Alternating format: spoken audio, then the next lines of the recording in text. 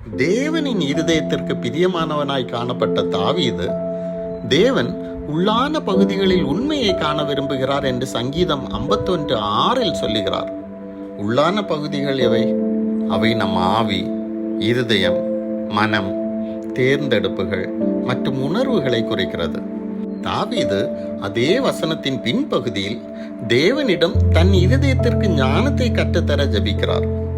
இருதயம் ஞானமடையும் போது தேவனின் விருப்பங்களை வாஞ்சிக்கும், அதை மனதின் ஏக்கமாக மாற்றும். நம் ஆவி சகல சத்தியத்துக்குள்ளும் வழி நடத்தும் பரிசுத்த ஆவியானவருடன் ஐக்கியப்படும்.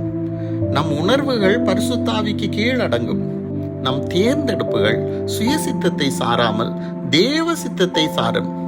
பரிசுத்த ஆவியானவரே நமது ஆவி, இருதயம், மனம், உணர்வுகள், விருப்பங்கள் மற்றும் தேர்ந்தெடுப்புகளை ஆளுகை செய்தால் தேவனின் விருப்பத்திற்கேற்ப நம் உள்ளான பாகங்களில் உண்மை இருக்கும்.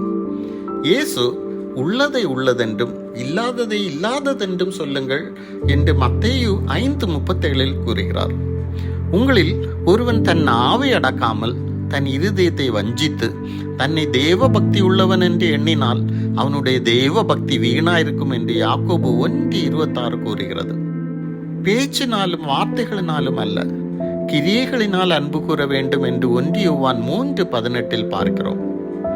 ஆவியில் ஒருமைப்பாடு என்றால் நமக்குள் எந்த பிரிவும் இல்லை என்று அர்த்தம். நம் மனம் மற்றும் வாய், வார்த்தைகள் மற்றும் செயல்கள் அல்லது நோக்கங்கள் மற்றும் தோற்றங்களுக்கு இடையில் வேறுபாடு கிடையாது என்று அர்த்தம்.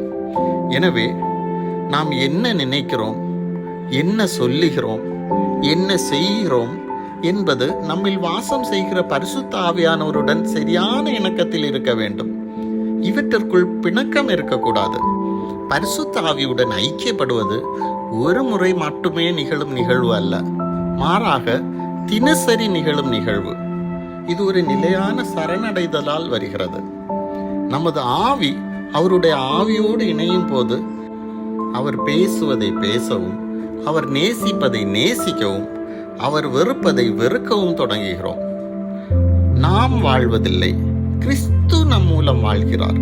எனவே பிரியமானவர்களே, இன்று நம் இருதயத்தின் விருப்பங்களும், நம் மனதின் எண்ணங்களும், ஆத்மாவின் உணர்வுகளும், நம் தேர்ந்தெடுப்புகளும், நம் வாயின் பேச்சுகளும், நம் நாவின் பிரதியுத்தரங்களும், நம் செயல்களும் ஒருங்கிணைந்து ஆவியில் ஒன்றாய் காணப்படட்டும்.